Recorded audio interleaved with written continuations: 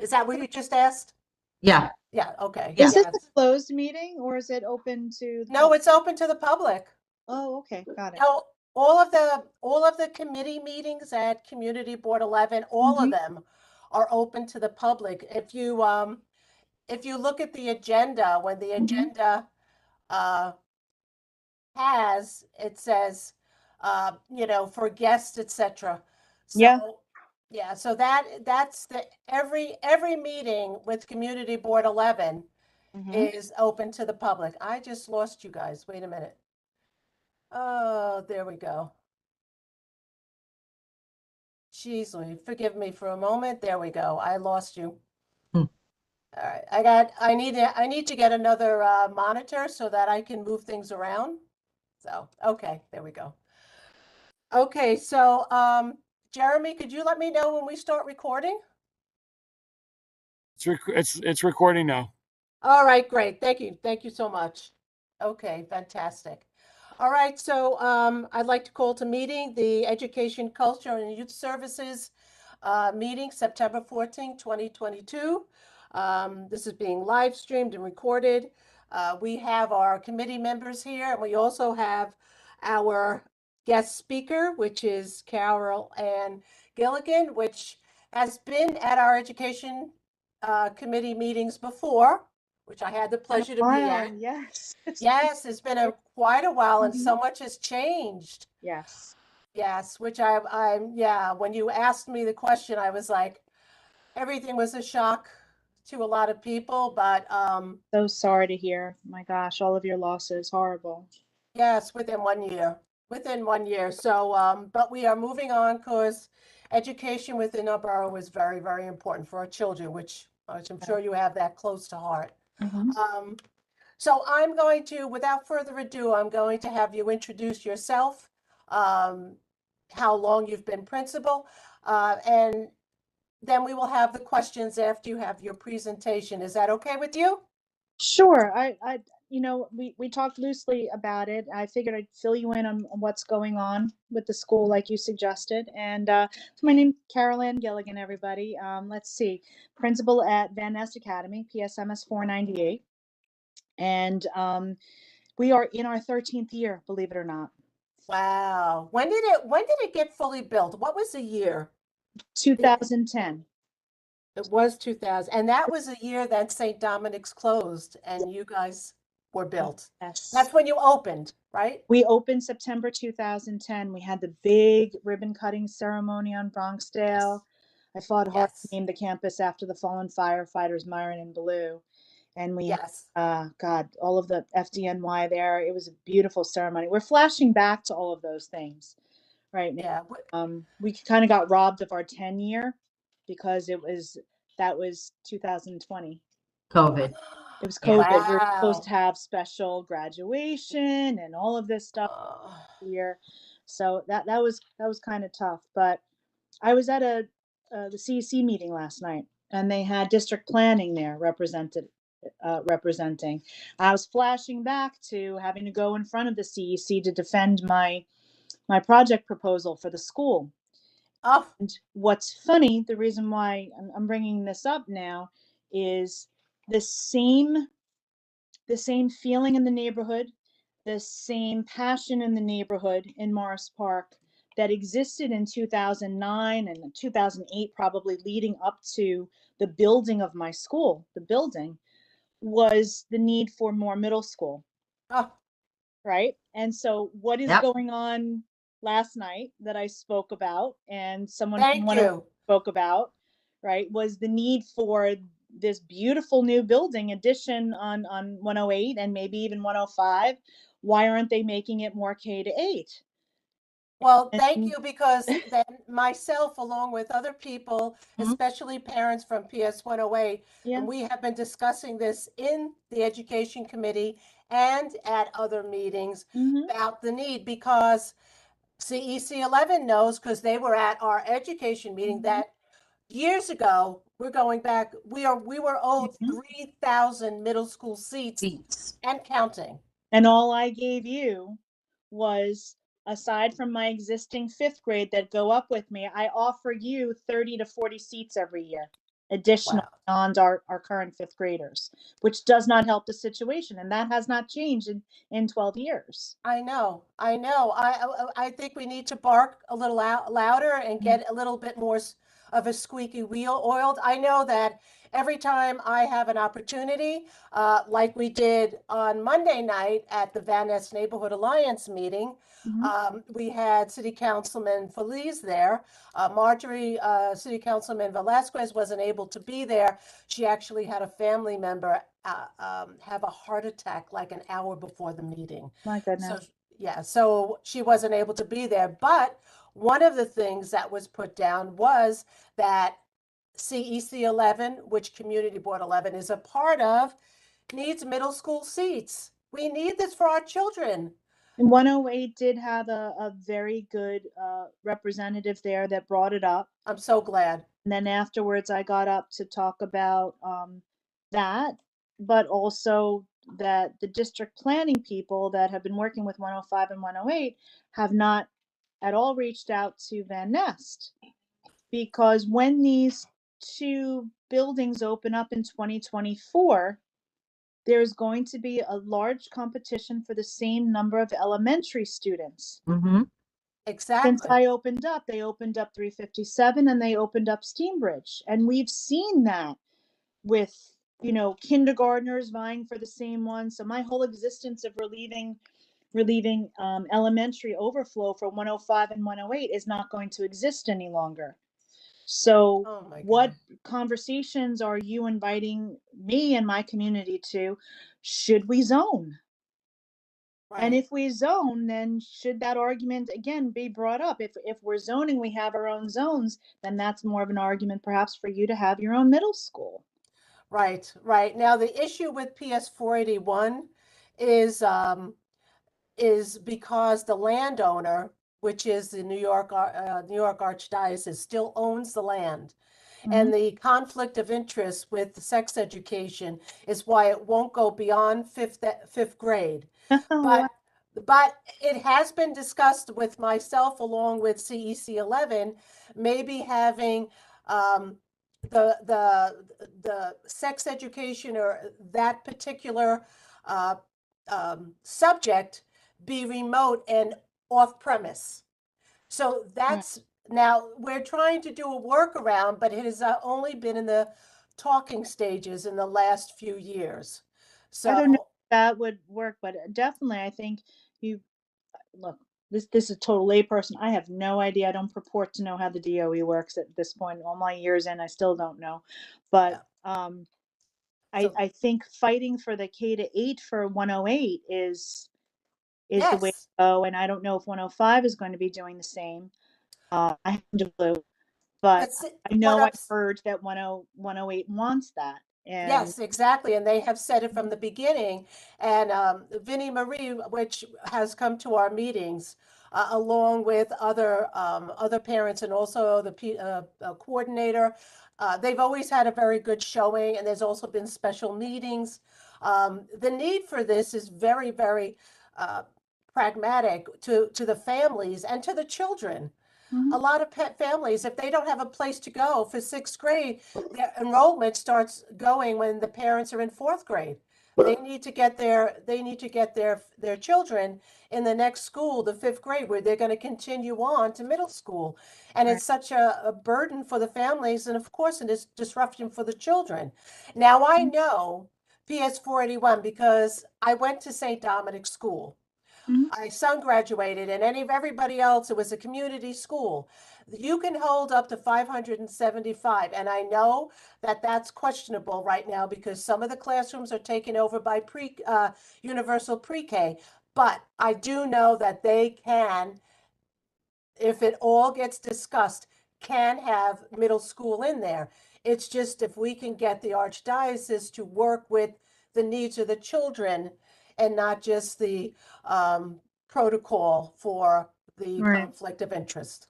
District planning did, they went over some data. It was difficult because we couldn't see it. We were just listening to it. We didn't have the handouts. That they had some tech difficulties.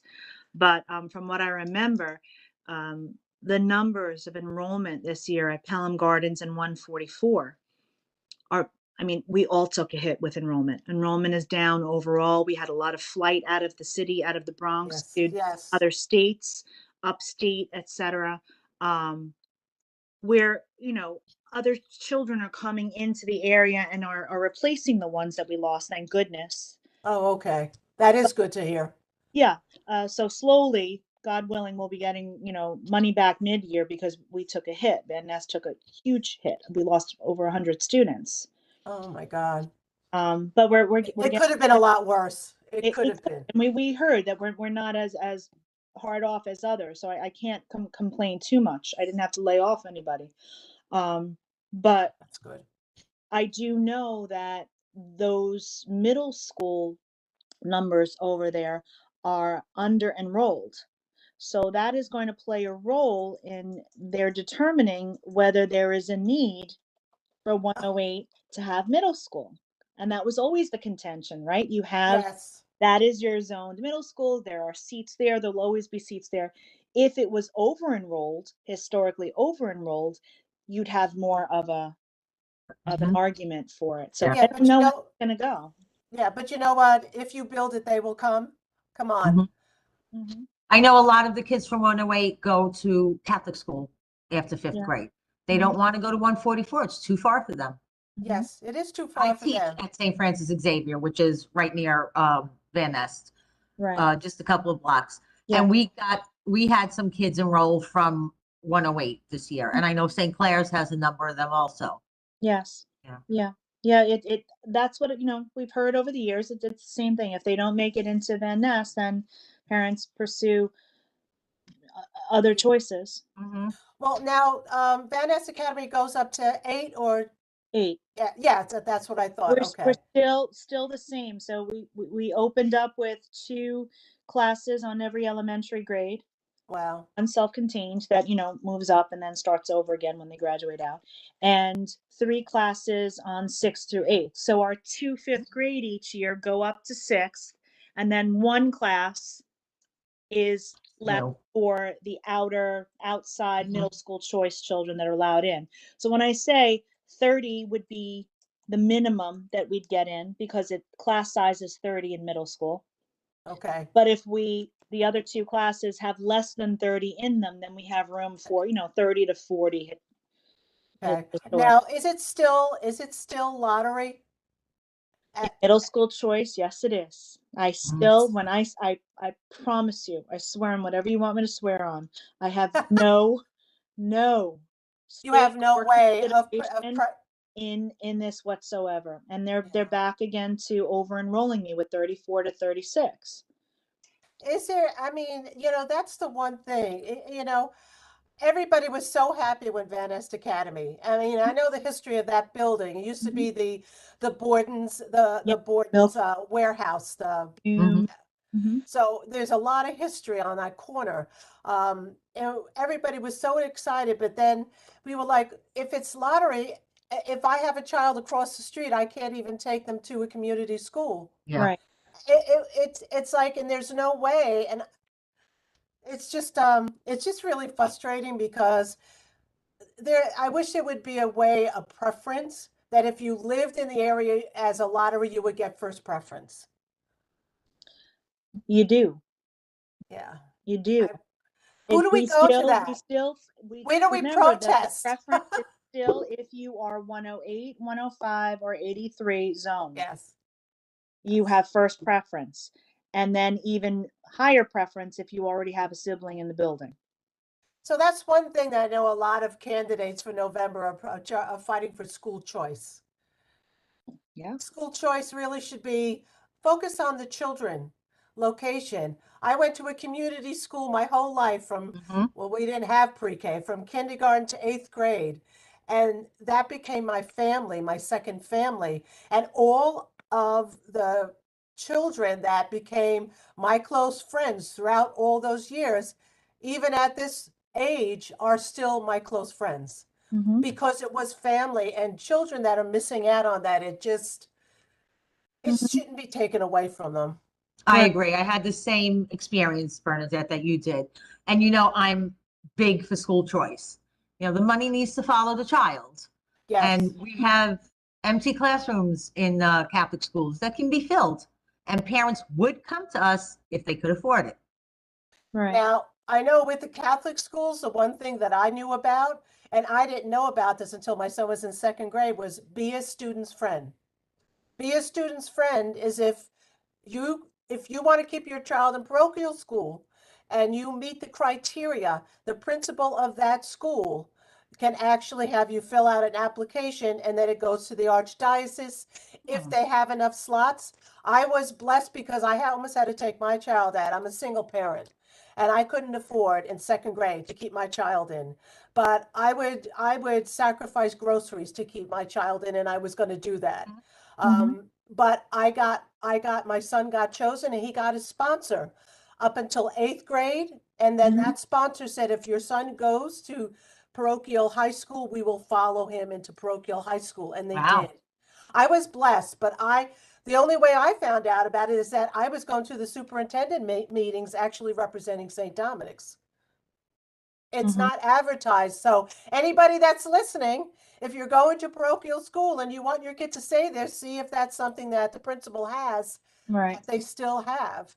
But if you can't, Mhm. then you can't. It's a, you know, it actually happened the day before I was supposed to put the paperwork in, Mhm. the next morning. Wow, that's So great. It would yeah, be that was a nice though blessing. if our public schools though could offer what the parents want, so it's not such Mhm. a difficult choice for every, Yeah. um but So yeah, so as far as Van Est Academy now, Van Est was blessed. You know, Van Est basically, our perimeters end at Bronxdale, right where my Astros is across the street. So the bottom oh, line, CB11. Okay, got it. right, yeah. Well, Community Board 11 goes all the way down to Adams Street or Oh, whatever, but the Van Ness neighborhood ends at Bronxdale and Morris Park starts there. That's just for, neighborhood borders. But it doesn't matter because we were so happy when Van Ness Academy came. We were really blessed. We were like, oh my gosh, our children can stay in the community. yeah. So, We work very hard Mhm. with enrollment to make sure that we honor um the community that way, and always with, you know, the other grades who's coming into us, we're making sure that it's families, that siblings priority is always yes, there, that the ones who are truly zoned for 105, 108, 83, they are the ones that are first chosen. We that's go good. through all that first, and if there's anyone in general district 11, once we've served the immediate community first, vicinity first, then we'll go to general district 11. There has been grades where we've gone through everybody, called everybody, and even there's people that come to us out of districts because we had more than enough seats to cover everybody who wanted to come, and we're still looking, to fill up. So we're constantly communicating with enrollment to make sure that's fair, and that uh, the immediate community is always served first. Well, Do you have UPK? We don't. I love it. I started off Okay. after teaching parochial school. I started off as a UPK teacher. Christy Angelo was my first principal. Oh, I was her first hire at the Morris Park LDC Pre-K in the Van Etten building. wow. okay. I would love to have pre-K, but your listeners may not know we can't expand at VNA. I've got 23 Oh, homerooms and I cannot expand because we have the D75 school 596 on our third floor. mm, Right. I was just going to say that's the Icon School, yeah. right? No, no, no. D75 is a special district for Yeah. special needs students that Okay. need a smaller setting than 12 students to one teacher. And they have varying abilities and disabilities. The particular unit, smaller unit that is in our school of about 50 children, is severely autistic children. So that's Okay. PS 596 of the D75 district. And we are so blessed to have them. I love them. We've had Wow. them since the beginning. And a number of their students, we have each year about 6 to 8 students that are included in our classes. And we're proud that when you walk in, you can't tell who is the D75 student Oh, or the PSMS 498. that's They're one. all ours, but we share them. They're shared instruction. So there's a whole floor though, right? For The that? third floor is devoted to their school. And then Okay. we have some of their children that are in our classrooms with our teachers. Okay. So they're there to stay. So I can't expand on our side of the building. We have 2/3 of the building. We're the gray part of the building. And then if you look at the outside, the terracotta, the 1/3 of the building, that's Icon 2. That's the charter. That's right, right. And Icon 2 actually was there when you had opened. Am I correct, or did they Correct. come later? We were grounds setting in that we were the first New York City public school building that was built jointly with funds from School Construction Authority, New York City DOE funds, as well as private charter school funds. Ah, okay. Before that, every other school that had a charter school in it, the charter was renting space in the school. Okay. So they have a 99-year lease. Ah, They're not going anywhere. I can't they aren't. stand. Okay, and we have a very good relationship with them. We were a showcase school. Chancellor Carmen Farina had come and was so impressed with the way the D75 school, us and charter get along and collaborate, that we were a showcase school for the city for a year or two. So we do get along very, very well. And but charter school is a different thing. They have so much more leeway and ability to do what they want, and unlimited funds. Yeah. Yeah, but it's just federal funds. So, but the problem with charter schools Private, is that, private. Private funds. Yeah. Carlisle, oh, so that's private funds. Huge money, really corporate money. Yep.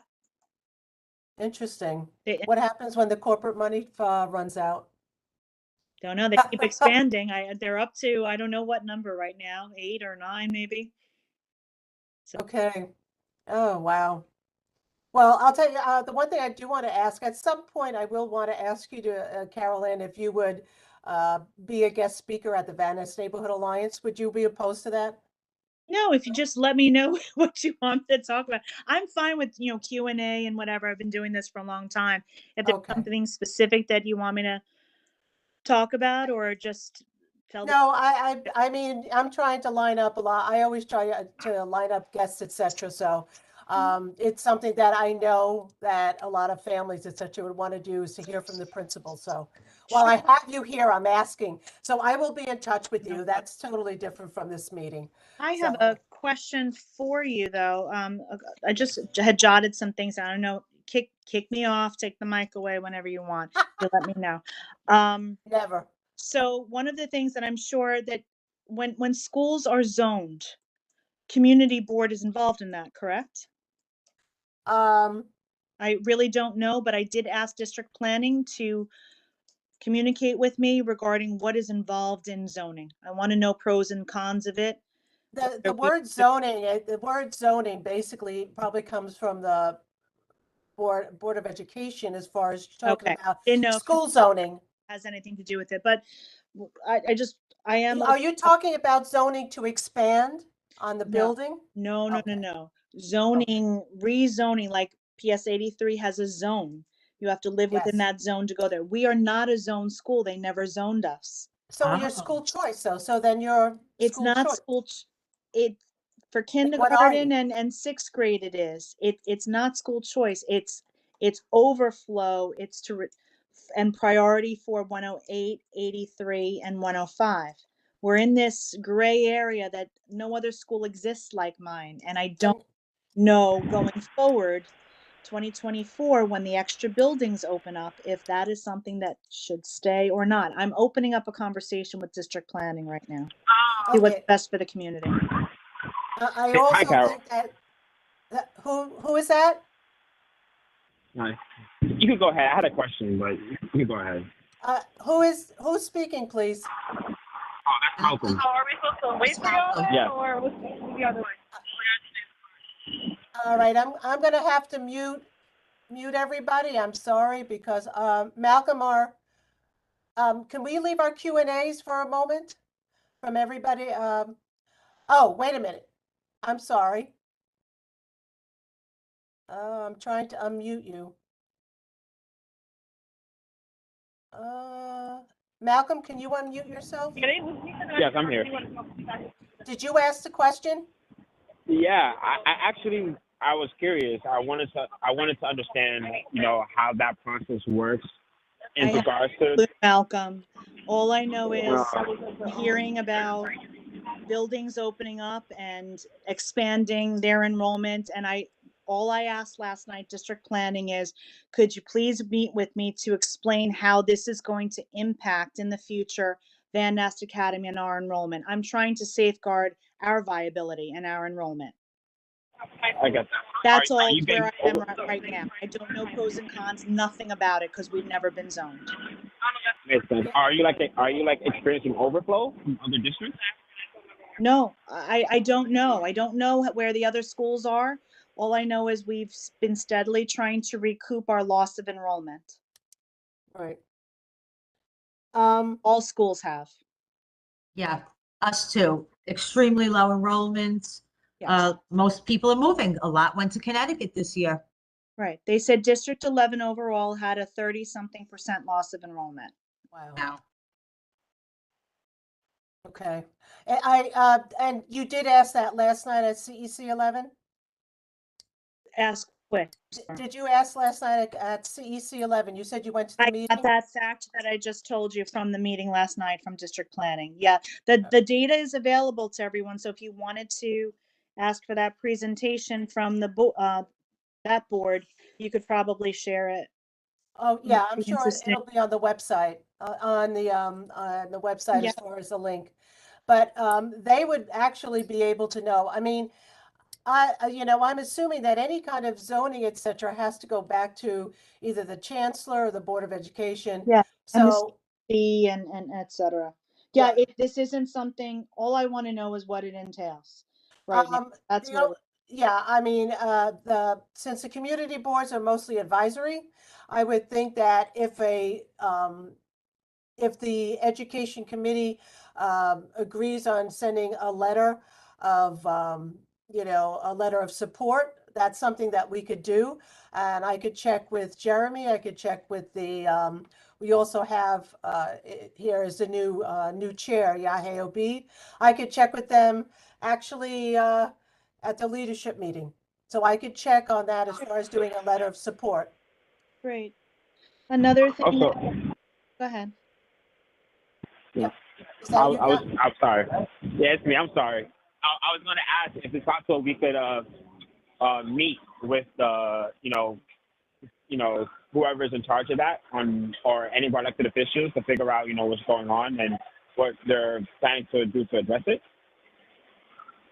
So what I can definitely recommend to you is like what I did. When I see on the CEC agendas that there's anything regarding zoning, district planning, et cetera, you should go to those meetings.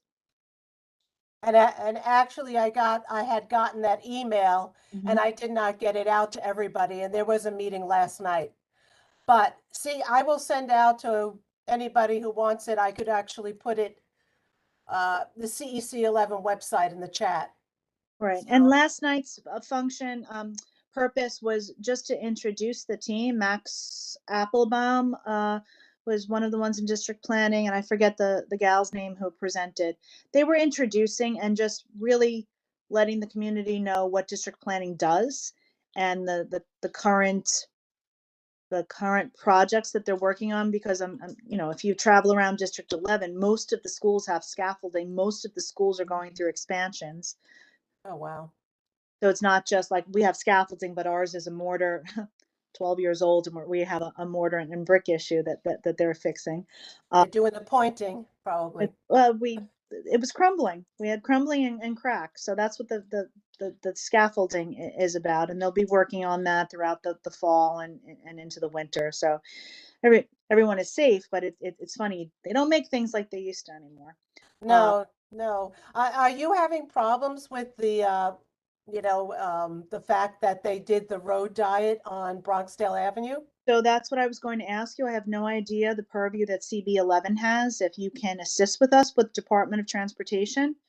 I do know that I was in communication with the 49th today, and They're I not, yeah. reached out to the NCO. I need somebody at dismissal because they have yet to paint in Bronxdale in front of the school, the strip from Van Ness to Pierce. And it is absolute chaos, and it's an accident or catastrophe waiting to happen. I'm outside directing traffic with cones and No, Stop. no. stopping cars, yeah, triple, quadruple parking. Can I direct that to Yahe? Are you, Please. yeah, Yahe, are you available to us right now? Are you listening? Hey, yeah, so I'm listening. I just heard the last part about the letter of support that you were going to bring it up at the leadership meeting. Now, what's the letter of support for? Because if you vote on it in committee now, we can probably vote on it on a full board when we meet on the 22nd.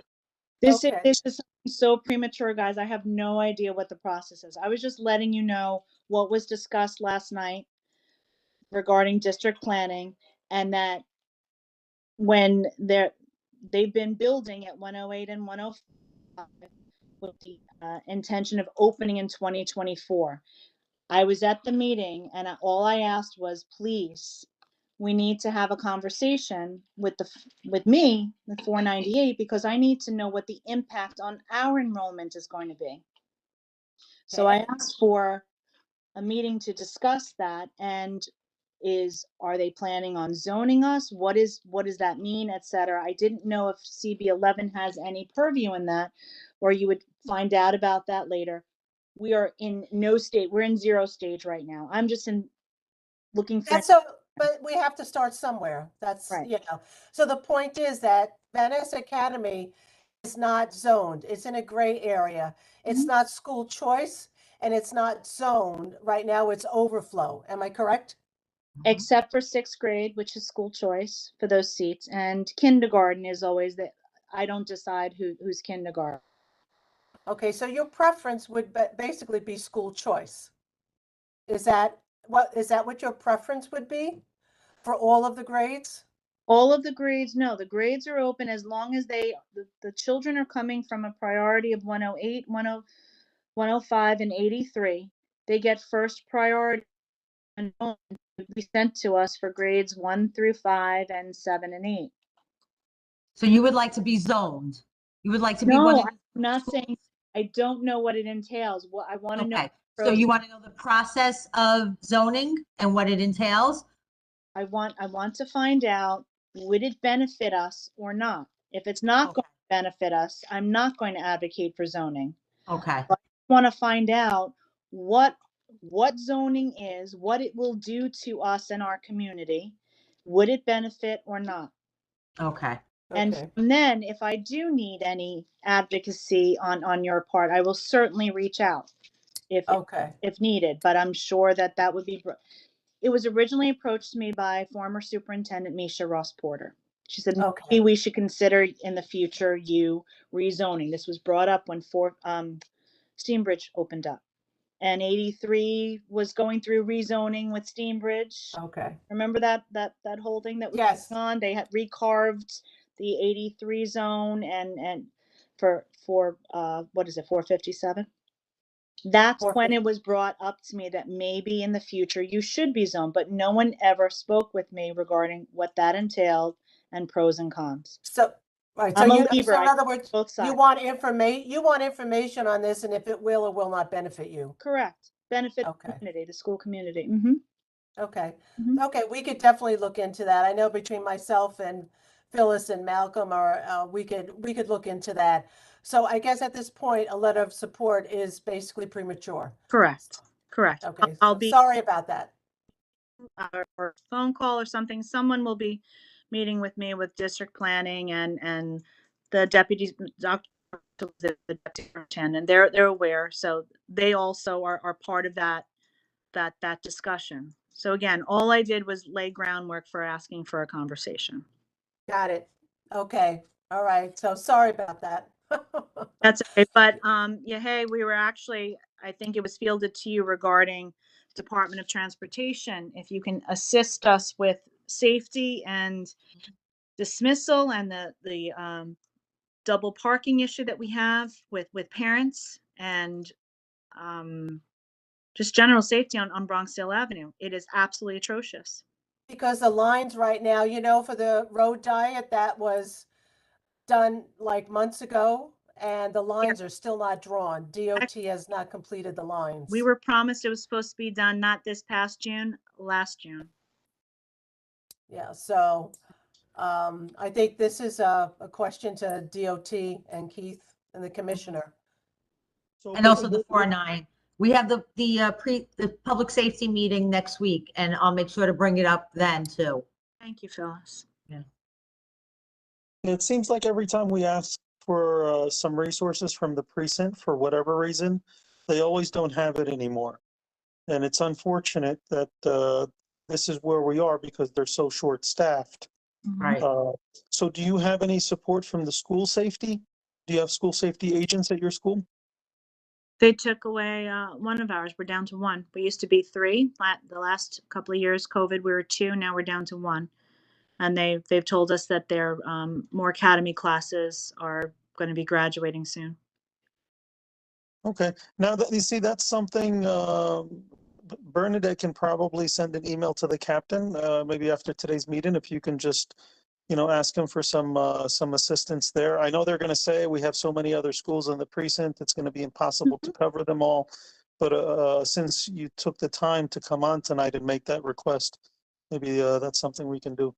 That would be Now- lovely. I appreciate it. Yeah, and unfortunately, having a safe school, we get our school safety agents rerouted because my APs and my dean and guidance counselor and I, we do the work of making sure we don't ignore anything that goes on. But that's a Yeah. lot of hard work. Yeah, well, that's the bottom line. You're jumping in and wearing a lot of hats. Yeah. Yeah. Now, Yeah, we all- school safety agents though wouldn't take care of the outside traffic, correct? Right. Can't Yeah. because she has to man the front door. The front door, right? Smith, she is out. She loves doing that. But Mhm. Aiden Bedell, she's the most amazing woman. She's been with me since opening. Oh, Love- wow. Her forte is with the community, is with the children. The children, she knows all of them by name, etc. She would love to be out there, but she can't. Right. Well, and they're all hired, I mean, the safety officers are all hired by the 49 precinct. Correct. Current. So, Mhm. yeah, so I know over here, all of the officers that are with the particular schools, they do get to know the parents, the children, and Yep. it's a very positive thing, and it's also a safe thing. Now with the Icon School, that's also there, and the D75, that doesn't even push the envelope even tougher. You have such a volume of children. That's not pushing to get another public.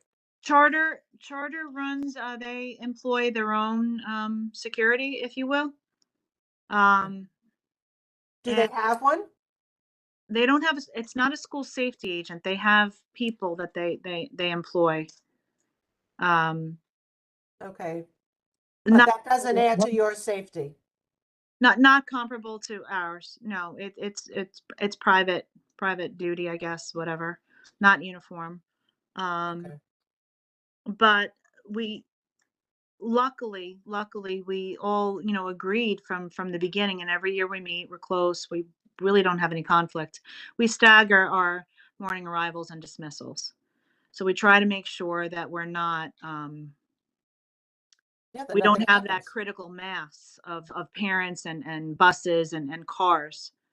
And we try and make sure that we honor one another's time and get out of one another's way. Like we're expediting the 498 dismisses first, and then right after that is D75 coming out with their children. So our buses got out of the way, their buses come in, and charter dismisses way after that. So it's really not. It's all coordinated. Yeah, it's a matter of communication with us. Not all campuses do it. We do it. It runs well. That's great. Well, I'm sure that it's creating a lot more safety, just knowing. Yes. Yeah. So, Bernadette, yes. do you happen to know if we have a list of how many students each school, or for 498 in the charter school, the campus. I'm going to call it a campus because it's really not just a school, right? Mhm. So like, for example, PS 83 has 1,800 students. Mhm. PS 108, I have no idea. It's just my kids go to PS 83, so that's why I know the numbers. Do we have these? And I think 498 was my second choice for my kid, but he got picked up at 83, so we didn't have to go to the second choice. So do we have a list of how many students? Maybe if we have this information, we can give it to the precinct. They can prioritize where to go. We Um, have approximately 11 to 1,200 students in the campus. I think the actual amount of students per school, um, I could probably get that from, I do not have it to actually send it to you, but I'm sure we can get it from CEC 11, because I'm sure that they know all of the enrollments and all of the schools that are within the district. So, but as for, you're saying you have 1,100, Carolyn? Approximately 1,100. Icon has much smaller classroom capacity, and they only have 2 classes on every grade of their 9 grades.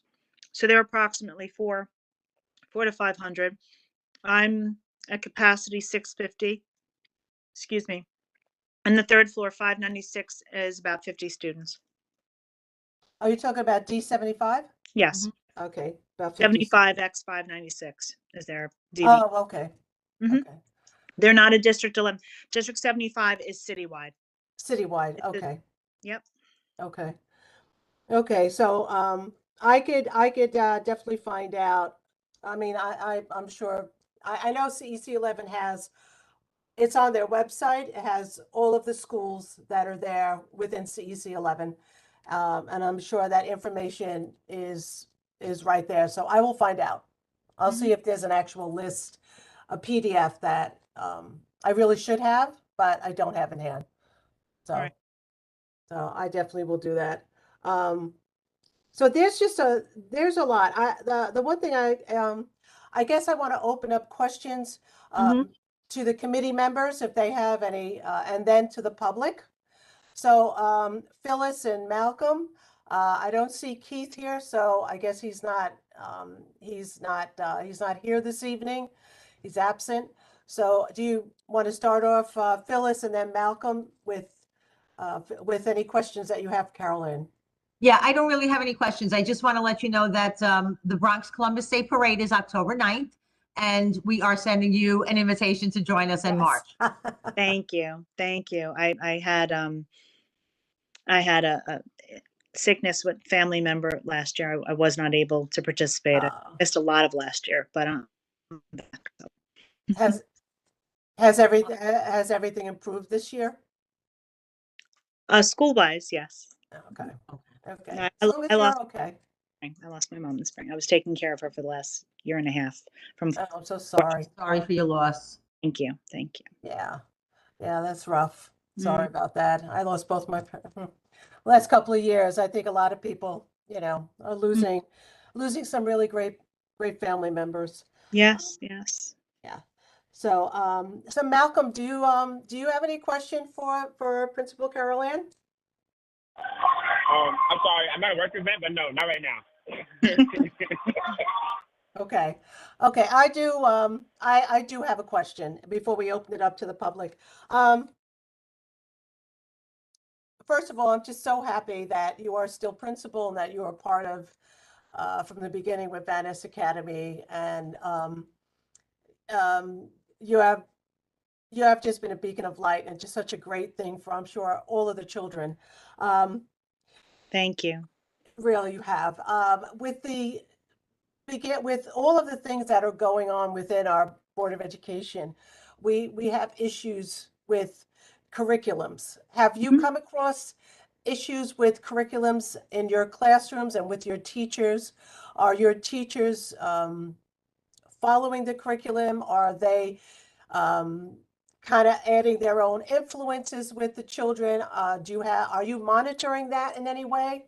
So that's my question, because quality of that is very important to all the questions that the parents have, I know.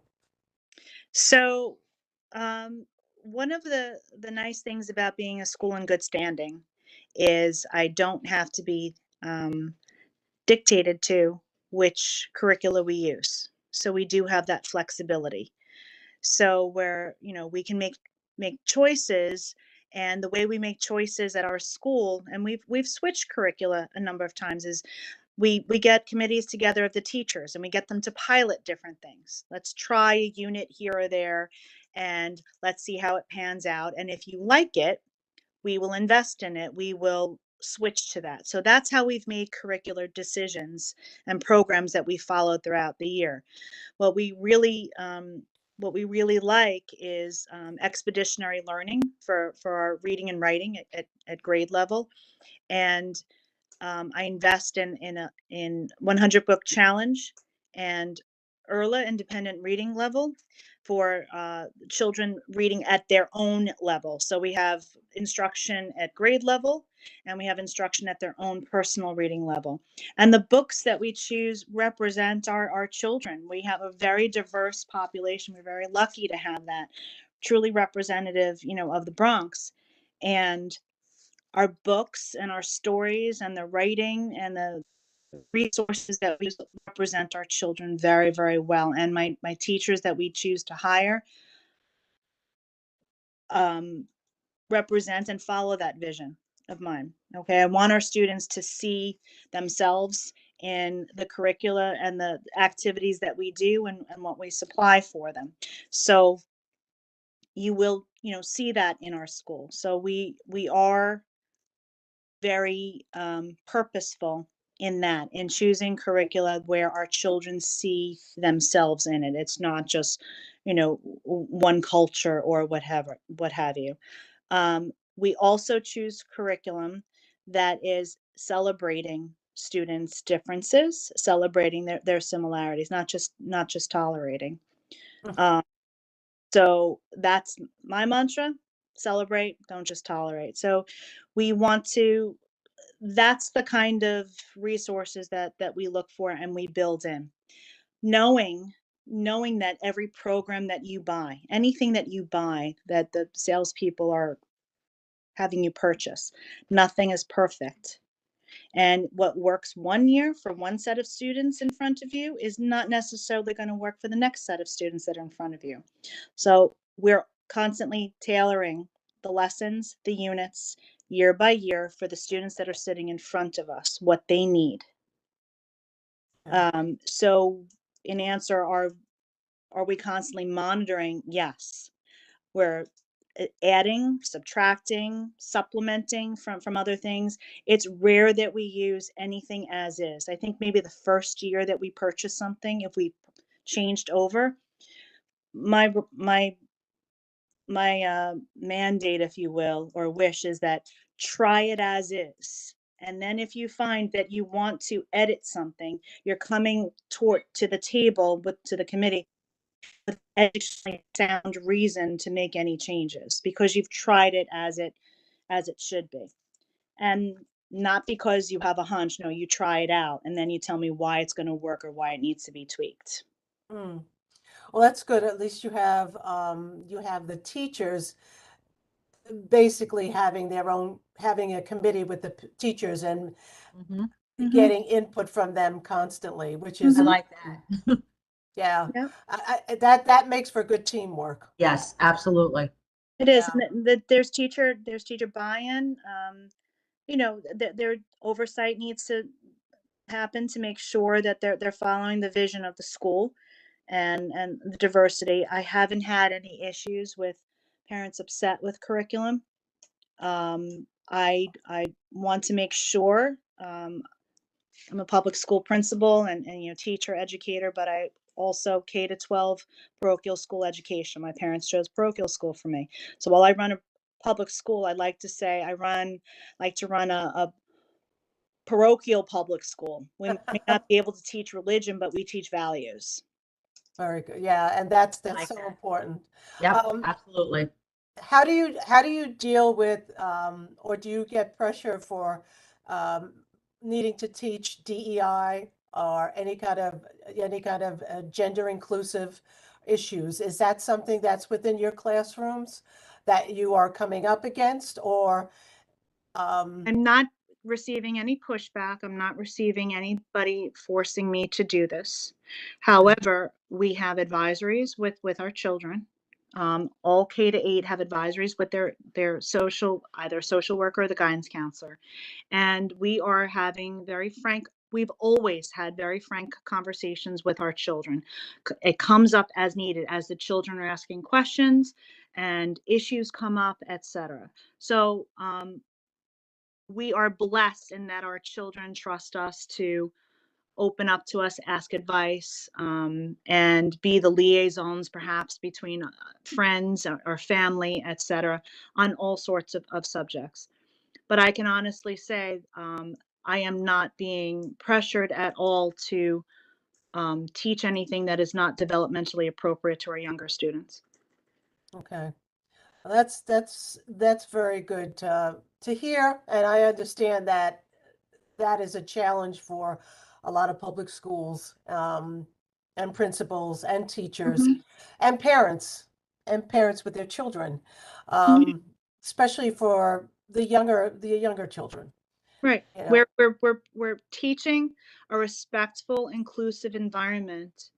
Again, celebrating all differences. and And we are very diverse in the Bronx. I don't care what anyone in says. many ways, I love it. yeah, I love it. in many ways, our respect for all pledge, if you'll allow me, we've had it since the beginning, and it's become more and more true over the years. And we say this every day after the morning, the Pledge of Allegiance. It's, I want to be a member of a school that lets me be who I am. I can be my color, my religion, my gender. I can love whoever I choose. I can have my challenges, and I can be me. I can expect to be respected. To have that safety in my school, I must give it. All of us must. Teachers, students, everyone. So we pledge. We've said that from the very beginning, and that was staff and students that made that pledge in 2010. You have to put that on your website. I do have it somewhere. You do, okay. have- Maybe I Prevent- skimmed. Website. We just got School App Express, a new app, so we have to figure that out.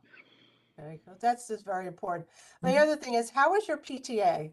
Or if you call with your parent coordinator, do you have a lot of families involved? We'd always love to have more. Okay. It's been a struggle. We have a wonderful PTA exec board, but I don't know if it happens with other schools. It's like the exec board is always there doing the things, and then we're always trying to get parents families? outside the exec board to volunteer and come in and help us with the events. It's always like sometimes the same parents that are doing. So a couple of parents, children have graduated out. We've got some new exec board parents. We'll see what happens this year. But I'm always begging, please, please, please. Fingers crossed, fingers crossed. Yes. I know that's the reason why I ask is because when my son was going to St. Dominic's now, there were 400 families. And there would be 10 to 20, not even couples, 10 to 20 parents Mhm. at every 6 weeks. And we would all look at each other going, where are all the other parents? It just so happened a lot of those parents actually became the executive board of Van Ness Neighborhood Alliance. Wow. See, Yeah. you're involved in so many ways, but it's the same ones. We're going to keep, we learned a lot from, COVID, and we're going to keep going with the remote meetings Okay, as well as that was my next question. nice together, but we definitely had more people coming to the remote. And I do periodic town hall meetings, parent town hall meetings with my parents. So Do you get a lot? Do you get the parents attending on the remote side? yeah, there's usually about, I mean, when we first opened up with COVID, there was a heck of a lot more because no one knew the DOE was, making policy as we went along. So of course people were tuning in to find out what we were doing with the schools opening up and such. But you probably get a steady 30 to 40 popping in on those meetings on That's good. my meetings anyway that I hold. Probably the beginning of the year one will be more, and as we go through. I try and keep it topical as something comes up, like if we have a new grading policy, okay, let's have a town hall meeting, that sort of thing. Okay. Okay. Um, I'm just going to mention one thing, and then I'm going to open up the questions to the public because I don't want to lose you, Carol Ann. One of the things that the Community Board 11 and all of the community boards get is called the Youth Leadership Award. And Hmm. each community board gets money from the Yankees. And it's a Yankee Youth Leadership Award. Okay. And I do have here, and I could send it to you. I might have sent it already, but I will send it to you. This is the application. It's a front and a back. It's on PDF form also. Okay. And any child between the ages of 14 to 20 Mm-hmm. they're expected to perform 50 hours of leadership, volunteer work as a tutor, mentor, community unity developer, or an advocate against violence or substance abuse, either as a resident of Community Board 11 Mm-hmm. or a non-resident who performs their services within Community Board 11, which could be at their school. Mm-hmm. Okay. And that particular child could be nominated through the Venice Neighborhood Alliance, Wow. Morris Park Community Association, any one of the, and probably just from the school yourself, the Venice Academy. Mhm. I have to just find out about that, but I think you can do that. And they get $750. There's 5 nominees that get chosen after all of the applications and their resumes. There has to be a resume with it, even if it's a 14-year-old. I did this with my son. And Right. you do a resume and you have all of the things that they've done, whether it be animal adoption within Community Board 11, cleanups with in the Community Board 11, a bake sale within the school, Mhm. clothes drive, whatever. You make a list like a resume, and that has to accompany this particular form. Mm. Okay. And we put this out at the Venice Neighborhood Alliance, and this goes out to all of Community Board 11. So, and then the Education Committee gets all of the applications, and then we choose 5 nominees. Oh, that's great. It's wonderful. It also plants the seed of leadership. Mm-hmm. This is what we want to do with our children, coming outside from themselves and doing something to mentor. My son used to tutor Title I. Mm-hmm. When he was in 8th grade, he tutored Title I in 1st and 2nd grade. He did that for a few years. I dragged him along at all of my animal adoption things, and I put him to work and other things within the community. This needs to be a resume besides this application, and it's wonderful. That's $750 if they are nominated and they get that. Okay. They don't have to do it for education. They could use it however they want. That's wonderful. And my 8th graders, since we opened up, I mandate for graduation that they have to do minimum 25 hours of community service. They're That's allowed to wonderful. do a certain number of those hours, like maybe 4 to 6 hours outside the school, but I always believe that charity begins at home, that they should be doing it within the school. However, when Senator Klein had done the cleanups or the painting projects that we had, or Yes. Mark and I had, our children have participated. If there's anything that CB11 is sponsoring, that they need student volunteers, tons of students are always looking for extra stuff to get involved. And if I, also explain and advertise this piece, Yes. it is something that, it's not just Yes. school, but, the community. A lot of them end up doing things with their parents at work or their churches or mosques or what have you, that would be outside. But if there's something that you have that's organized, I can definitely Right. supply you with volunteers. Oh, okay. So Phyllis, I know you have a lot of stuff, and Mhm. like we usually have a lot. We're supposed to be doing a cleanup with the American Legion Post. We haven't put a date together, but there's a lot of stuff that's going on. Even if you go on to Community Board 11's website and other things. But the thing is, the deadline is October 28th, 2020. Okay, got it. Okay. Okay, so I will send you information, and anybody else who is listening on this, it applies to everybody. we did talk about it on June 8th. So, when we had our last meeting before the summer, because it was important for people to start revving up, start talking to Mhm. families. I think I've exhausted, I think most of the families that I know. So, Bernadette, the kids that won last year still have not received their money. yes, most of them have. Oh, I don't think the one that I nominated did. I'm gonna ask him right. You need to check with Jeremy. Okay, I checked over the summertime and I got a feedback from the the child, et cetera, that he did receive it in August. And I think, just double check with Jeremy, okay. okay? So this is something that, Carolyn, I want you to have, and Thank you. you might have a lot of children already, in the 8th grade, et cetera, that they are 14. Okay, or they're going to have it, their birthday maybe before October.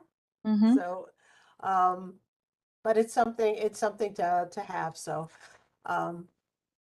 okay, I'm gonna open it up to the public. It's now about 8:07. So, I'd like to open it up to the public gallery at this point. And you got anybody who has a question for, Carol Ann, please just unmute yourself and just, say who you are.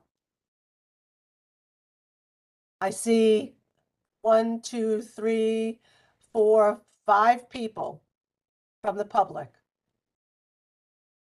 Is there anybody that has any questions?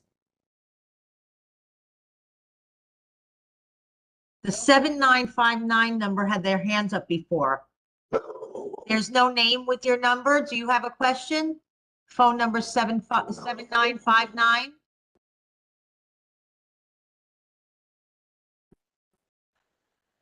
This is why I was requesting for this meeting that the people who are here, that they have their videos on, Mhm. so that I could see who's participating and who's not. Mhm.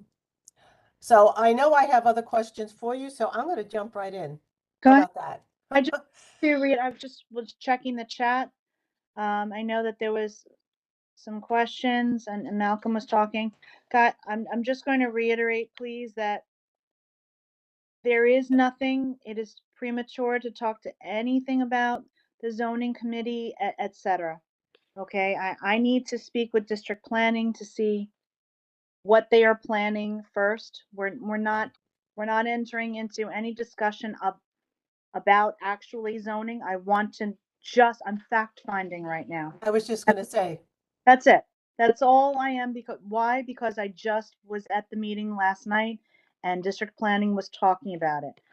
As I said, I've been distracted by my family issues and I'm coming awake right now to realize that, wow, 2024 is around the corner. yes. 108 is about to expand and so is 104 exponentially. What's going to happen to Van Nest? So now I'm in a intellectual and emotional ability to okay, I need to start looking out for my community right now. So Carol Ann, when you, if there's any information that we find out, it will be passed on to you as far as facts. And when you have a request or you see the need for us to do something and help out, you have my email, reach out to me. I will connect with Yahe, who is the new chair of Community Board 11, and Al D'Angelo, which is the vice chair, and also anyone else within our committee. So I will wait for you to reach out when, we'll just sort of, I know what you mean as far as you're gathering resource and information, so. I'm getting nervous. I was being very forthcoming with you guys, telling what's going on, where my mind is right now to share. Right. But I don't want anyone putting word out there. Oh, Van Nest Academy is going to be zoning. That is not happening. We don't Not, know not anything. yet. Yeah. So I do have one other question. One of the issues that is forefront in a priority with our education committee and also with Van Nest, Morris Park, and Pelham Parkway, et cetera, is really, it was brought up on Monday night, and I've been bringing it up and within our committee and for the past year or two, is really trying to get a community center for our children. Right now, Morris Park, Pelham Parkway, Van Nest, okay, all sister communities, neighborhoods. Some And side since I grew but- up here, and I grew up here as a kid, you Mhm. know, in Van Est, we have not had a community center. We had the parochial schools that would open up, et cetera, and fill in the gap, but we have never had that. I don't consider Bronx House a community center because you have to pay for it. And I have to tell you, as a single parent, my child was never able to take advantage of that because I couldn't afford it. And I know there are a lot of people who fall into that situation. Mhm. So one of the things that we're trying to look into is you have a wonderful gym, and also PS 481 here at the Steenbridge School. Mhm. So we're trying to work with the principals and trying to get some programs Mhm. that could work with using the gyms, even if it's summer camp, trying to get funding for this from the city council people. We brought this up on Monday evening. Even though it's been brought up before, it has to be brought to the forefront. It's all about funding on the city level. We need to do more for our children with city camps. We have so many families that don't know what to do with their children come June 1st. Right. And it's extremely important that we take, I hear everybody talking about taking care of our own, when it comes to affordable housing. Well, you know what? The priority needs to be our children, not affordable housing. Right. And Right. I know a lot of people agree with that. So I'd like to be in contact with you as far as our education committee or whatever. If there are, I don't know if you have grant writers or on your staff or within your parents that, I know that's really important, but if you're on board with actually having your gym be part of something like that. So I'd be very interested in it. The problem that we've had is that, we're a campus school. So we have my half of the gym and Icon has their half of the gym. We both have school programs, which are free. So I see the need for, a community center, but the after school programs, just like in every other school, they're capped, right? So they can only have so many students in middle school, so many students in elementary. A lot of times there's wait lists to get into it, and they're free programs. We've had community associations, rec associations, or wanting to get a permit and use the gym, as long as they pay for the permit and the school safety and the custodian, that's fine. But the problem that we have is has to start at like 6:30, 7 o'clock at night after our school programs are over. In the summertime, what about the summertime? Summertime, just last year, it never used to be, but last year and this summer, we're now open for the summer. We're summarizing school, and they go till 6 o'clock. Ah, And even when we were doing our summer school at 194, our after school program, DFOI, ran their summer camp. okay. Well, let's That's just, well, I'm as you're speaking, I'm thinking, so I'm really talking off the top of my head. Forgive me if it's something that you already know you can squash, so that's okay. We have you ever been in touch with Neighborhood Initiative Development Corps, NIDC? I don't know, not recently. Maybe in the past I have in the early. Well, NIDC is it basically works with communities, and actually Hazel is on our executive board. She's also on Community Board 11. NIDC has curriculums for summer camps, even if it's and they basically can bring the summer camp to you. So, and work with that, and work with the funding, and if it's even something. So even if during the week, because things are happening, maybe it's something that could be done on a Saturday camp or something on for the children. I don't know if that's even possible. I'm sure that there would be funding, all on that part for the custodial funding, etc. So I don't know if this is possible. But I'm grasping at straws for something for our families. Mhm. So, and I want to try to bring that. I'm sorry for interrupting. I attended a meeting last month. Mayor Adams had a community safety meeting, And that is one of his main goals, to start using the public school gyms as community centers. Well, So he that, he needs to bring that, and I heard that also. I heard that months ago, but nothing was brought to our area. right. Well, nothing has started yet. I Okay. guess it's still in the planning. Please forgive the dog barking behind me. I have construction going on downstairs, so she's a little hyper. Well, don't feel bad if I have a cat that will be meowing soon, so. But no, this is something that needs to be brought to our representative, which is Alina for the mayor's office, Hmm. that if we do have public schools, I could work with what they personally have. Our families need it, period. Sure. They Just need something. logistically, whatever school or schools that you're thinking of, one thing that has to happen with any outside entity that's coming is the school safety has to be paid for. You need one upstairs or wherever the space is, and you need one at the main door. Okay, That's the preponderance of where the money goes for the permit to use a okay, school is the school safety. And you cannot have anything without school safety in one of the district schools. okay. Well, I'm hoping that we can, Hmm. brainstorm and have something come to our community, because there are community centers everywhere else. If there was a map, there'd be a big hole, okay, where Pelham Parkway is, Morris Park, Van Nest, that whole, I have brought it up in the past to the borough president, Ruben Diaz. I said, could you give me a map? I says, and you put up flags where all the community centers in, you'll see a big hole. And he was like, no, no. And I go, no.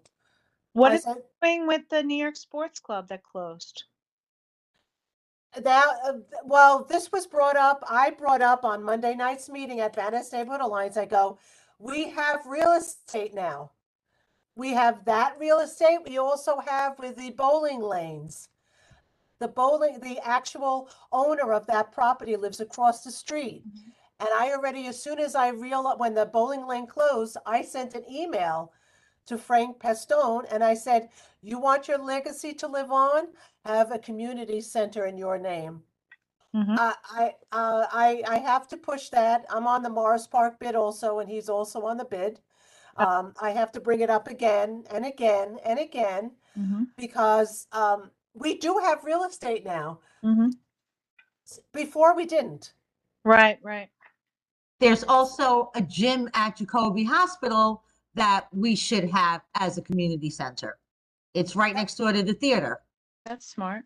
Yeah. That's also good. That's a little not central. That's not as central. Well, it'll also keep this side, the Pelham Yes. Gardens side, in with it too. So Right. it would be close enough, everybody, central to the whole district. Yeah.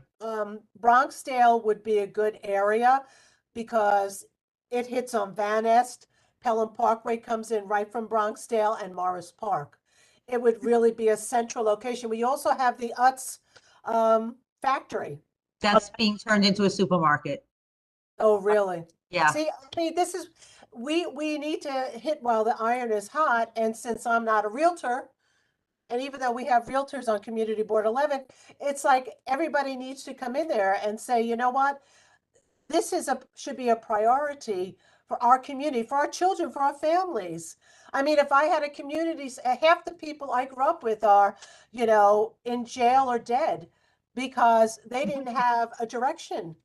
Right. Yeah. They had nothing. I mean, and it's very sad. You have a lot of teens right now that are getting into trouble. Yes. They need someplace to go to keep them off the streets. Yeah, It'll keep so- them safe and it'll keep them out of trouble. Right. Recently, I was in District 12, Kevin Riley's district, and they just built a beautiful YMCA there. It's absolutely gorgeous. Absolutely gorgeous. We need that here. Well, that was put in by the de Blasio. And de Blasio, I went to the town hall with de Blasio and I said, it's great that you have this in the NYCHA area. That's wonderful. I said, but what about CEC 11, Community Board 11? And I wrote it down. We're going back years. He said that took them 5 years to plan. So, okay, I'm willing to take the time, but we have to start somewhere. Right. And that's what I said last night to the city council people. We have got to start somewhere. And if we don't start screaming about it, I believe squeaky wheel gets oiled. Mhm. Okay? And if you care enough about our children and our future, this is what we have to do. So I just beg everybody, have it coming out of your mouth anytime you can. And I'm gonna speak to some realtors that are part of, find out what's going on with the bowling alley, find out what's going on with New York Sports Club. I mean, I was so sad that that closed. Mm. That's a big building. Yeah. They have that indoor pool. Yes. They have got what? How many floors? 2 floors, the basement, I mean, that would really be perfect. So, It would. yeah, you don't have to build it, buy it. So, let the city do it. However, it's, you don't have to recreate the wheel. Let's just get something started. Our children are worth it. So, anyway, so, Hopefully the politicians can help as well. well, this is Phyllis. We're all on the same thing here. I mean, Yep. So Phyllis is running for state assembly. Wonderful. So, and she'll be at my next meeting. But it's very important that we have elected officials that care about our communities first. Yeah. Not party affiliation, not party ideology, but what's happening with our communities first. And it's long overdue. So, and our children. So, Good, I'm thank- not going to vote for anybody that doesn't think about our community first. I don't care what party you're at. And Mhm. people should do the same. Yep. So, Well, but elections are for the local, not for anything else. exactly. Is there anything else, Carol Ann, that you want to add that we might not have touched on that's important that you know about what you know about so important, which is your school? Uh, What are the ages of your teachers? I'm really curious. oh, seems like they get younger and younger each year, doesn't it? Exactly. That's why I want to Yeah. know. No. Let's So see. true. I'm one of the oldest ones at my school now. Yeah. So the You're seasoned. the early 20s, I guess. We got two new teachers this year. We actually, wow, we lost some really wonderful family members to out of state and out of city teaching. We lost 15 Oh my teachers God. this year, and wonderful teachers. No hard feelings. That they needed to go teach where they lived, and we miss them tremendously, but we're lucky to hire some really great new teachers, some young teachers, some seasoned, and so all the way on up to, you know 50s, I guess. I don't know, I'm not allowed to ask age, so Oh, okay. I didn't know that. not allowed. Do you have art teachers? Yes, we have art teacher. So those of you who are listening may not realize, you're used to 83 and 105, huge schools, but 83 and 89 and 194 are the giant K-8 schools in District 11, right? 1800 or so, right? Um, but the three small K-8 schools in District 11 are 498, my school, 19 in Woodlawn, and 175 on City Island. We were all Okay. just like two classes on a grade, basically. Now 19 just had a new extension built. They opened up, so they're expanding to, like 3 classes. Oh, wow. But 175 has stayed the same. They still have their same footprint. So, so one of the things, with our school, we're small, and I have a limited staff. So it's one art teacher teaching all 9 grades, one gym teacher, one music teacher. But all of our children get visual art. All of them get general music. We're starting up band again after COVID, Oh, fantastic. starting fresh again, and they have they get health. K-8 receives health instruction. We keep it around particular themes, that conditions that the community is deals with asthma, obesity, Mm, nutrition that we have to work on, water pollution, different things that we talk about with health. There's a different theme each grade. And let's see, what else do we have? It's difficult now to have after school programs, trying to get the teachers to stay. I think COVID infused everybody or instilled with them a need to be home with family. So it's difficult to entice them to stay after school. That's a challenge with me right now. Okay. Wanting those after school programs for children and not necessarily having the staff to do it. So Mm. hopefully now that we're back to normal conditions, we can get more of those back. Yeah, there's always challenges. Mhm. Always. I'm a computer graphic designer by trade, and I've had I'd say my whole career has been with my not only my private clients but also in advertising agencies. Mhm. And the one thing that I feel is very important um, for future marketing is teaching children coding at a young age. Now, is that something that you have incorporated into your curriculum? So no coding. No, all of our children have uh, technologies infused in the classroom, and that everyone has a Chromebook. We don't have a lab or anything. They're constantly, they're always online. But coding and Lego robotics is the thing that I really have always wanted at the Mhm. school. And again, it comes down to I need a teacher. It could be an outside person that is doing it, volunteering, but a teacher has to be in the classroom with the children at the time. Yeah. So I don't have that ability, although I do have the desire to have that and Well, what that's happen. that's something that um, I mean, I lost a fantastic, I was with Dow Jones and I had a fantastic opportunity, but my coding was not up to par. And I lost a great job opportunity. So, and that's me speaking as somebody who's a designer since in the 70s. Wow. So, and it's something that children really need. I mean, I do have friends that are extremely good coders. I did do with CUNY in the Heights. I did do Photoshop, but a good friend of mine dealt with basic HTML and coding and stuff like that. But if I know of any teachers, I'd love to, have them just touch base with you or whatever. I would love to be Sure. able to try.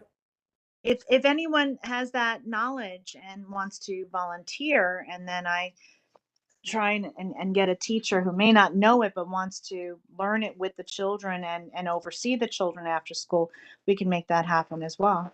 Yeah, okay. It's just a thought. Like I said, I'm always thinking about. In the high schools, coding is usually one of the choices.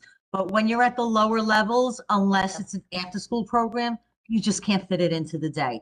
I'm an art teacher. I also taught computers for a while. I touched on coding, but the computer class was wound up being cut because the kids do work on computers in their classrooms. So, funding, time, there's so many things that go into it. It's It's Yeah, really hard. elementary teachers were begging me for that extra period of ELA because we have Mhm. so many different programs and we're at such a deficit Right. a couple of years in reading and writing that they wanted to catch up. So I gave them that in younger grades 12th period of ELA for the week. But it had to come from something else had Right. to give for it because Yep. children only Absolutely. have a program for 40 periods a week with their lunch. Yeah. Yeah. yes, yes. And Well, we have language at our school. So that's one of the specials. So there's only so many things you can fit into a schedule. Yes. well, I'll tell you, it's something that I would like to bring up or even deal with on the chancellor level. Because if we want our children to be able to bring things to a different plateau, you have to have coding in the younger grades. That's something that is extremely marketable and that other countries are already doing it.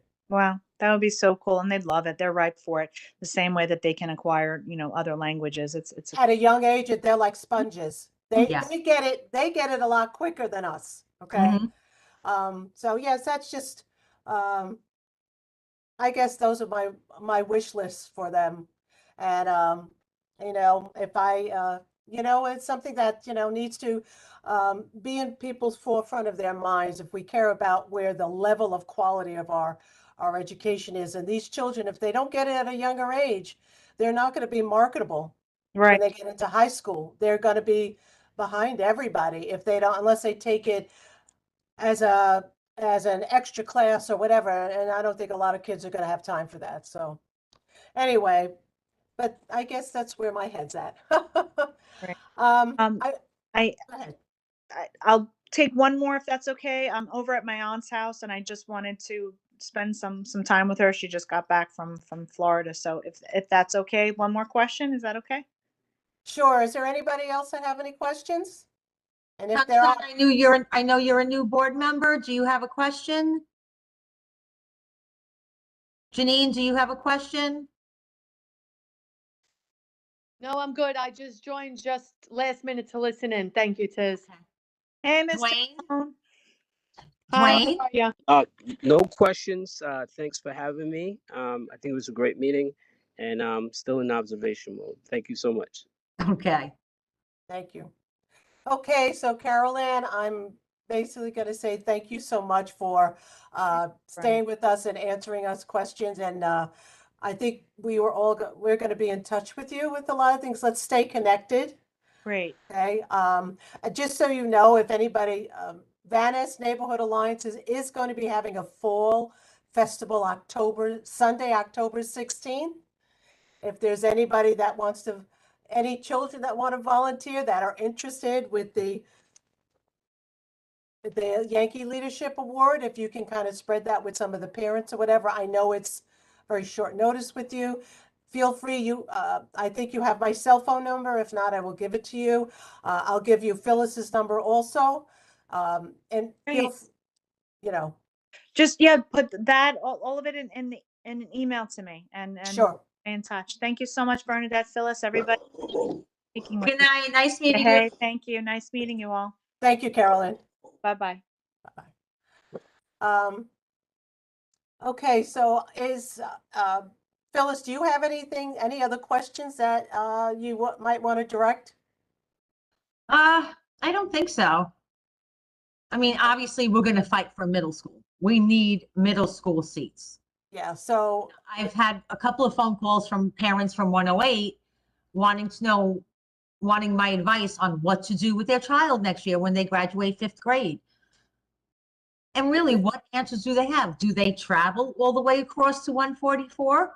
Yeah, put the 144 kid on a might be bus. under-enrolled, but the parents from the other side aren't coming here. That's why they're under-enrolled. You know, this is, I remember, let's just say about 4 years ago, when we had CEC 11 with their previous leadership, Mhm. and also with the borough president's office was at the meeting.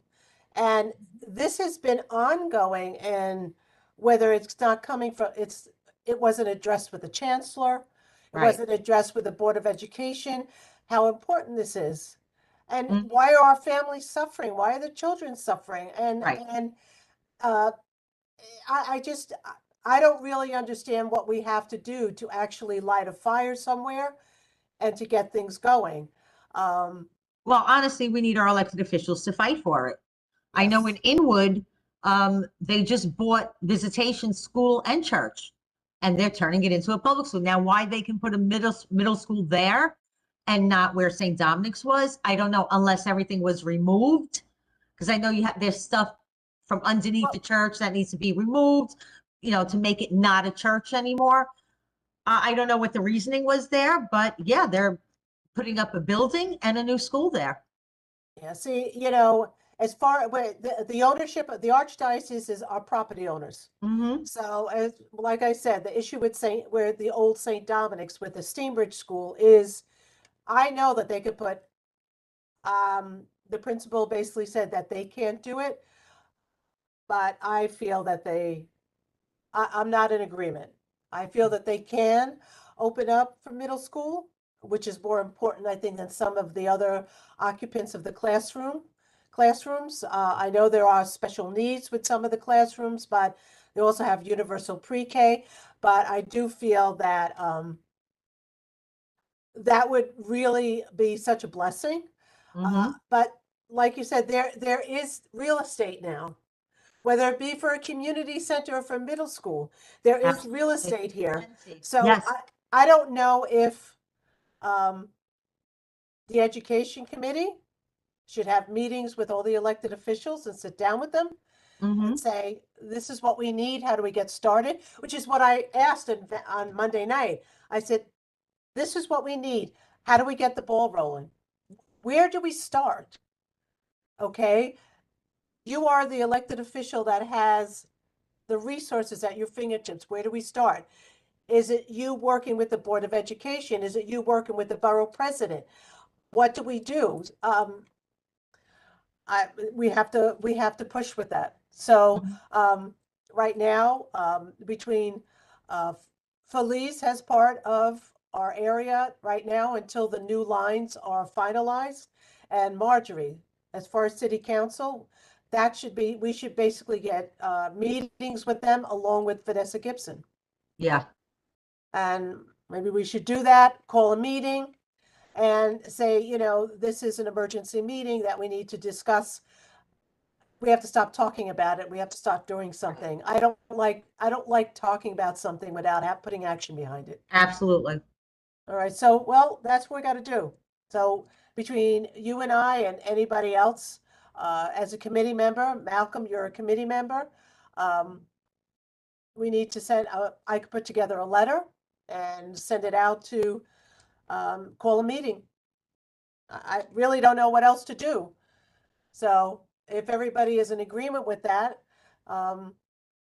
then we could put a letter together, send it to have both city council people together, along with Community Board 11 if they want to be there, and along with CEC 11 if they want to be there, along with the borough president. And someone from the chancellor's office should be there too. Okay, so we could do that, and we could have the meeting up at Community Board 11. We could have an in-person meeting Mhm. like we used to have, which I think we're going to have from probably next month on. Okay. So I'd like to know if everybody is in agreement with that, the committee members. So all in favor, I would like to put your hands and say aye. Aye. Okay, what about you, Malcolm? I'm going to be requesting people put their videos on next time if we have this. I thought that was the rule now this year, that we needed to show our faces. I did. So I'm a little upset about that. I need to know who I'm speaking to. Okay, Malcolm says he's aye. Okay. Okay, so I will bring this up in the if in the minutes that this is what we are what we proposed at the meeting and we all voted in favor. We will bring it up at our full board meeting, Phyllis, if we need to vote on that. Absolutely. Okay. Hi, Janine. Nice Thank to you. meet you. Hi, I'm Nice to see- sorry. I'm just trying to listen in and get a little bit more familiar with all what's going on with the community board. Good.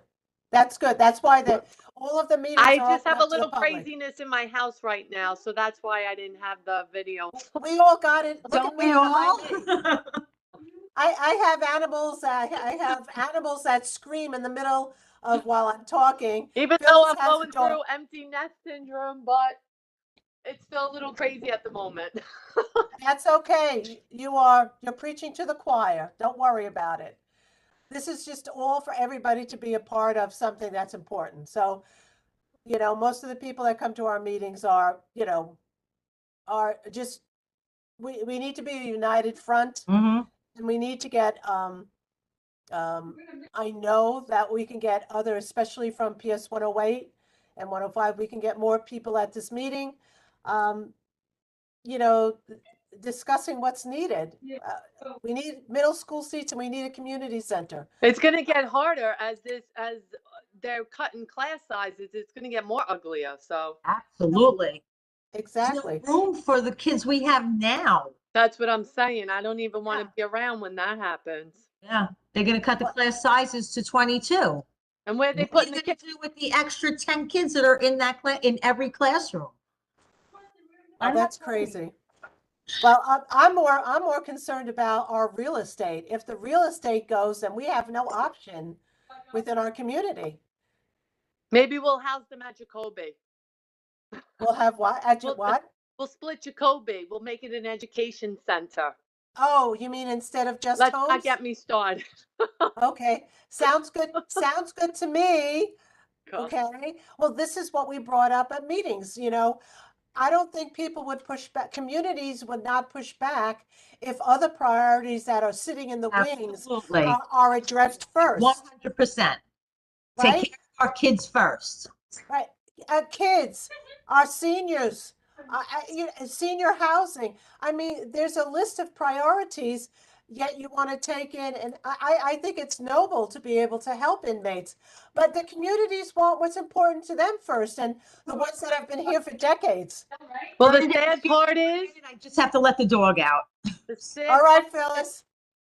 it's not nice to say, but the local officials, I haven't seen them like VACA and Well, Jimmy is no longer. no, I know, but VACA and Klein were tag teams. They were visible in the community and the schools, every event. Now nobody sees nothing. That's the Well, hard part here. Well, we need to get the right elected officials. That's What? Yeah. Yeah, that's why I tell people, don't look at your party affiliation. Look at what your candidate is willing to do. Are they willing to work on the community issues first, or are they giving you a gray area? Are they giving a yes or giving you a no? To me, it's like it's time that everybody else gets voted out until the people that put community first. I mean, my God, we have been putting into our communities for decades, the people who have been here for decades. So when somebody says, well, we have to take care of our own when it comes to affordable housing, I'm like, that's number one, not number one on the list. As far as I'm concerned, community center, middle schools, even a birthing center for people that need to go to Jacoby. There's so many other things before what's on the plate right now. And Well, Jacoby's so big right now. We're gonna. There was. I don't even want to get started. Let me I just. know, but They you know, can't handle what they got. yes. So, but that's the point. I mean, the whole point of our education committee is to really put our children and the families of our children first. So, whatever we have to do, it has to be done yesterday. So, we will have it in the minutes where we agree to have a letter to call an emergency meeting with regards to having, or a task force or whatever, with regards to having specific people at the meeting, talking about our middle schools, talking about our community centers, and basically taking some action and not just, I'm tired of talking about it. We need to take action. So, okay, is there anybody else? That was very good, Phyllis.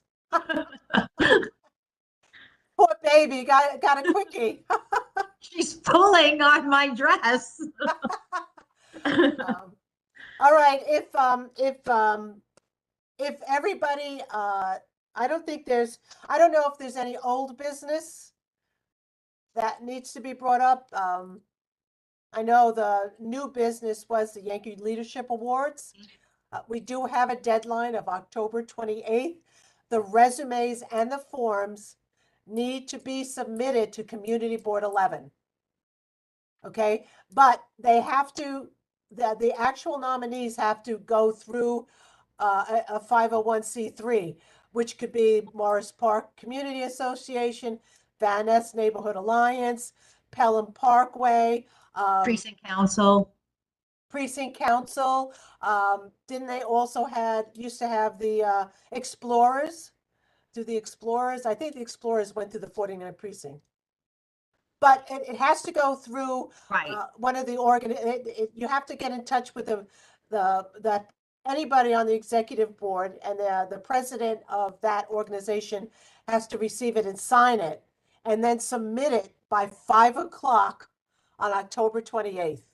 It could be pushed to midnight, okay, because that's happened over the past couple of years. But we really do want to see our children get, be considered for that. They also get to go to a Yankee game, and hopefully next year they will be presented on the mound of the Yankee stadium at a game.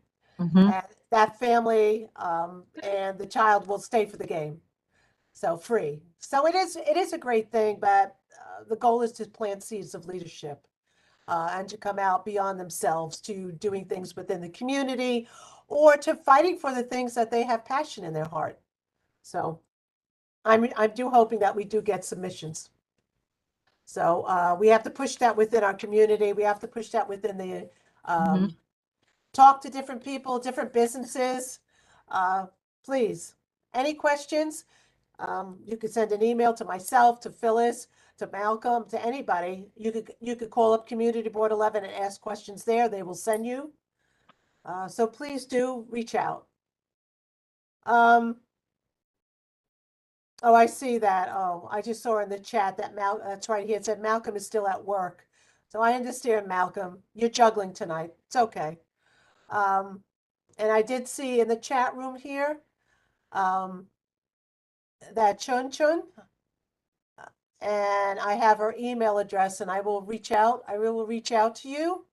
I don't think she's here anymore. She's a new board member. That's right, she is. That's right. I did notice her name. So I will reach out to her, and Phyllis, you could reach out to her. And we could try to really work on getting things moving. I'm just, like I said, this is going back like 5 years. Yeah. Where we had CEC 11 with the previous board at CEC 11 discussing how to get rid of the trailers at 105, how to basically deal with the 3,000 back then middle school seats. And also about, we brought up community center, but the middle school seats at that point were a priority. But now the community, these are all things that are past due. And I wish I could have a magic wand to say, okay, here we go. That could start in January.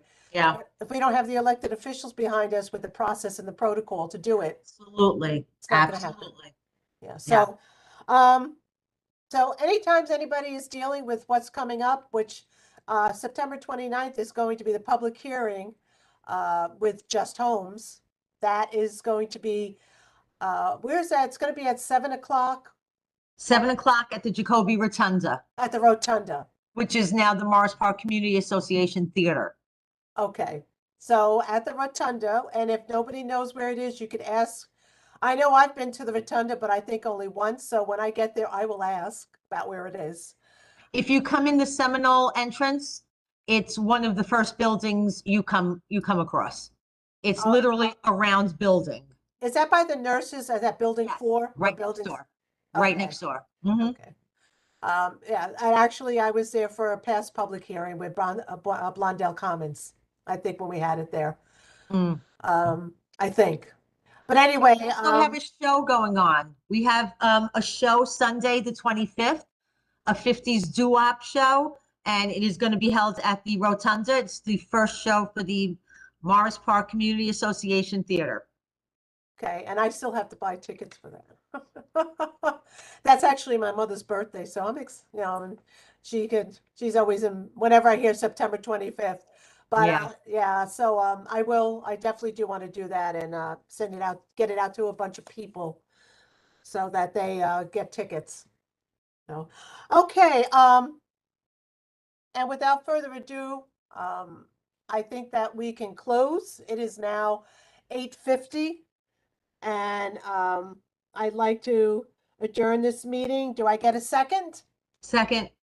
Okay, I guess everybody in favor, say aye. Aye. Aye.